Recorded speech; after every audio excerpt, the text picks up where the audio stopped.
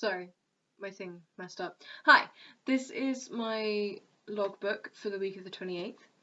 So this week, obviously we're working on a lot of other things, but this week on Monday I decided on my contemporary monologue. I couldn't find one for ages, like online or anything, and I was really searching, but then I found a book in the LC called Contemporary Monologues for Women. It's exactly what it is in the title. It's a brilliant book, and I managed to find my contemporary monologue in there, so that's really good. Yeah, and then I continued on my presentation, flashcards and stuff like that. I need to get the rest of the information for my presentation, but I plan to do that tomorrow, which I did do.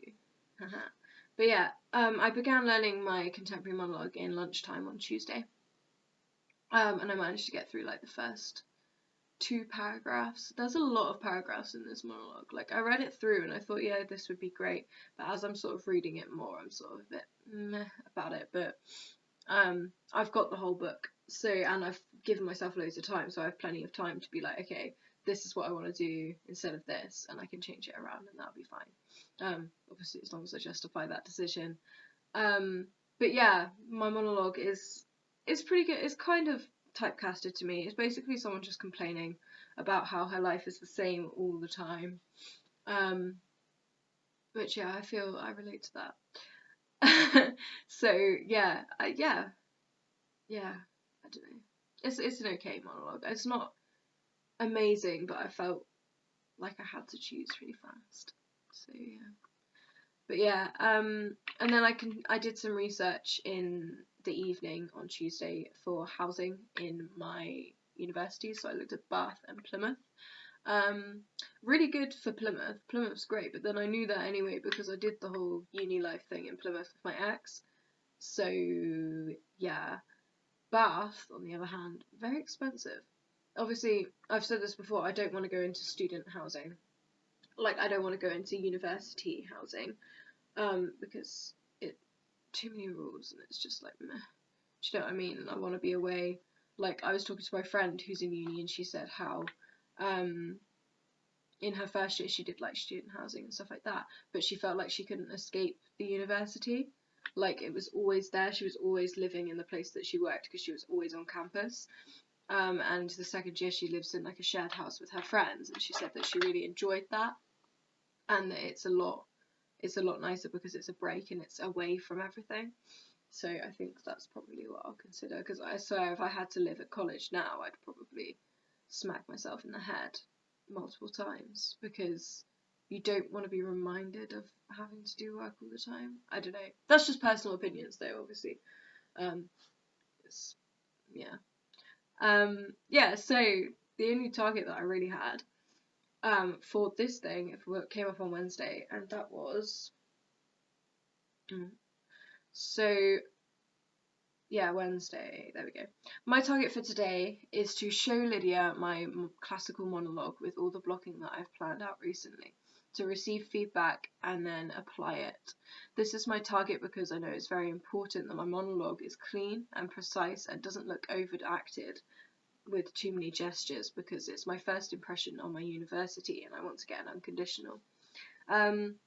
I will achieve this by performing my monologue as I've already planned it to Lydia, writing down what feedback she's given me and then applying it as quickly as I can. This will help me in the future because I know it's very important to have minimalistic acting as well as overdramatic acting on your resume, say if I wanted to go into screen acting and not stage for once. Also because it will be helping me get into my university that I want to, my first choice, Bath. On my skills audit, I've written that my gestures are not my strongest point, which I still agree with, and so I hope that me planning out all of my gestures would help them be a little bit cleaner. But I'm anxious to receive feedback about it. Yeah. So, oh wait, I wrote it so it's like there's like a paragraph in between doesn't matter. This will help me get my distinction and practical skills because it shows that I have an in-depth understanding of my character, how they act and how they move, in relation to context of the play. So context as well, I guess. So yeah, I did show Lydia my contemporary monologue, and I wasn't overly happy with my performance, my delivery of it. I showed it to everybody, obviously, and yeah, I really didn't. I wasn't proud of myself, and I said that out loud. And Dan said something really sweet. He was like, "Not once have I ever seen you. Not once have you ever like done a show where it's not been to the best of your ability. You need to like trust yourself a bit more." And I was like, "Oh, Dan," almost cried. It was really sweet. But yeah, so this is the feedback I got. So it says, painful when I'm stood there talking about my son. So my son gets stabbed. I obviously don't have a son. I don't know what that love is like. But I need to work on that and build up how it would feel to have a son and have him stabbed, because that's pretty sad. Says use breath to build up emotion, which is a point that Lydia made, which is really important actually, because I'm not building enough. It's a lot of dust around here. I'm not building enough, and so I'm not escalating the monologue in the way that it's meant to.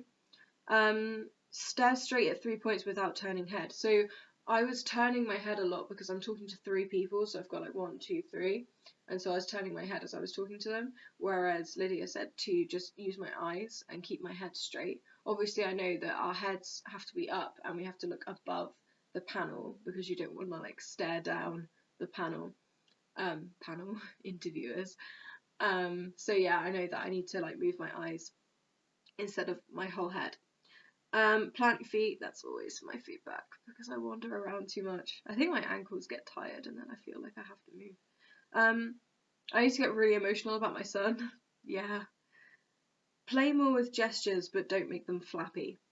Yeah, so I realised when I was planning out my gestures that some of them were getting really flappy, and so I think I minimalised them way too much. And people were like, yeah, you can move, it's fine. So that was something I had to look at. Don't hold back when doing gestures, yeah, same thing. Express pain better. Yeah, I tend to just scrunch up my face and it looks like I kind of smell something bad. I need to have a different expression across, I think facial expression and body language I think play into that as well, so I'm going to have a play with that tomorrow. I'm really hurt. Get into state of mind to connect back to pain. Yeah, so I was trying to figure out how I would do that, and I figured out that the only person, well, not the only person that's died that I care about, but the person who died that I care about the most, I think, was my auntie. And so I was looking through her Facebook and listening to a song that she posted just before she died, like a week before she died. I really, really, really tried. This was on Thursday. So yeah, I'll talk about that more in a minute because it was difficult. Clear focus points, yeah, that's with the eyes again. Research how to connect to emotion, yeah. Change voice for her voice. So yeah, my voice isn't enough, I don't think, because she's like an ex-queen, so she needs to be a bit posher. So yeah, that's something I need to work on. So on Thursday, I did that. I looked at all that feedback and I started applying it. And I had people watch me. I was going to film it, but I never really got round to having the chance. I think my phone ran out of battery and then everything sort of kerfuffled up because we were doing other stuff as well. But yeah, so I looked at that feedback and as I said, like I was trying to listen to that song that would help me get more emotional. It worked briefly, but not enough.